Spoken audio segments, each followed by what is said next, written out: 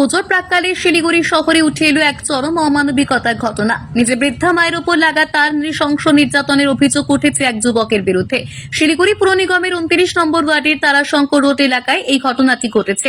প্রতিবেশীদের অভিযোগের ভিত্তিতে পুলিশ এবং স্থানীয় জনপ্রতিনিধিকে খবর দেওয়া হয়েছে। স্থানীয়দের অভিযোগ, ছন্দা মিত্র নামক ওই বৃদ্ধাকে তার ছেলে অভিক মিত্র প্রায়ই মারধর করে, এমনকি তাকে নগ্ন অবস্থায় বাড়ির বারান্দায় বসিয়ে রাখা হয় এবং ঠিকমতো খাবার দেওয়া হয় না। বাধ্য হয়ে ওই বৃদ্ধা একটি ছোট বারান্দায় দিন কাটান এবং গান গেয়ে সময় কাটান। এলাকাবাসীরা জানিয়েছেন, স্বামীর মৃত্যুর পর অত্যাচারের মাত্রা আরো বেড়ে যায়। মানে আমি তো উপরতলায় থাকি ওনাদের, তো আমি ওনাকে বারান্দায় যেই অবস্থায় থাকে ন্যাকেট অবস্থায়, আমি তো সেটা দেখতে পারি না, কিন্তু রাত বিরেতে গালিগালাজ মারামারি সেগুলো সবসময় শুনি, মানে প্রতিদিনই শুনি। অকথ্য ভাষায় মাকে কথা বলে, গালিগালাজ করে, তারপরে মারামারির শব্দ, এসব আমি শুনতে পারি। কিন্তু 2 বছর ধরে লাগাতার এই বারান্দাতেই ওনাকে রাখা হয়, খেতে তো আমি দিতে দেখি না, আর অসম্ভব মারধর করা হয় এবং সারা রাত্রে আমরা ঘুমোতে পারি না। মানে আর ভদ্রমহিলার একটা কি, উনি কন্টিনিউয়াসলি গান গেয়ে যান এবং খুব সুন্দর গান গাইছে। যখন আপনি কথাবার্তা বলবেন উনি স্বাভাবিক কথা বলছেন, কিন্তু দিনের পর দিন এরকমভাবে একটা চোখে দেখে, মানে আমরা নিজেদের বাড়ির জানলা খুলতে পারছি না, খাবার খেতে পারছি না, আমাদের একটা মানসিক সমস্যা হচ্ছে দিনের পর দিন। এলাকার মানুষজন বহুবার পুলিশকে জানালেও কোনো সুরাহা মেলেনি।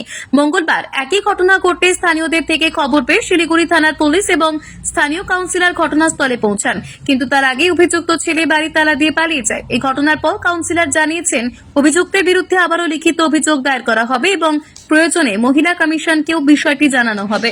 মহিলারা এলাকার সমস্ত মানুষ আমাদের অভিযোগ করলেন যে মার উপর অত্যাচার হচ্ছে, মাকে ঠিক মতন খেতে দিচ্ছে না, মার চিকিৎসা হচ্ছে না, মাও মানসিকভাবে এখন অনেক বিপর্যস্ত হয়ে গেছেন। আমরা তখন ছেলেটিকে ডাকলাম, ছেলেটা অভিজ্ঞ, আমি তাকে বোঝালাম, দেখো তোমার মার তো অনেক বড় পেনশন পাচ্ছে, এটা ভালো হবে তুমি মাকে কোনো হোমে দিয়ে দাও, এবং মাকে তুমি যে মা পেনশন পাচ্ছেন তা দিয়েই মার চিকিৎসাটা হবে, খাওয়া দাওয়া হবে, তুমি তো পারছো না। তখন বলো না, আমার মা খুব অসুস্থ, উনি ঠিক মতন আচরণ করেন না, এবং তাহলে তো ওনার চিকিৎসাটা প্রয়োজন আছে। কিন্তু ছেলেটিকে বলবার পরেও কিন্তু ছেলেটি কখনো কিন্তু সেই পথে গেল না। Hello, my name is Shering Dolma Sherpa and I'm the academic head of BBA in Tourism, Hospitality and Aviation. I look after all the degree courses of under the Avalon affiliated with the North Bengal University and Kuch Bihar Panchanbanga University, and also the diploma courses of Hakimpara and Kakurgachi Center. Now, why Avalon? Avalon is into the education industry since 16 years, bringing the holistic development of the students. We not only focus on the practical aspect, but we also focus on the theoretical aspect.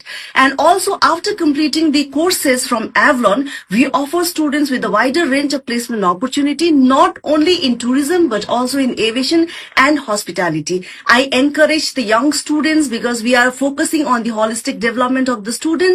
Therefore, I encourage the young student to join us and become a part of the Avalon family.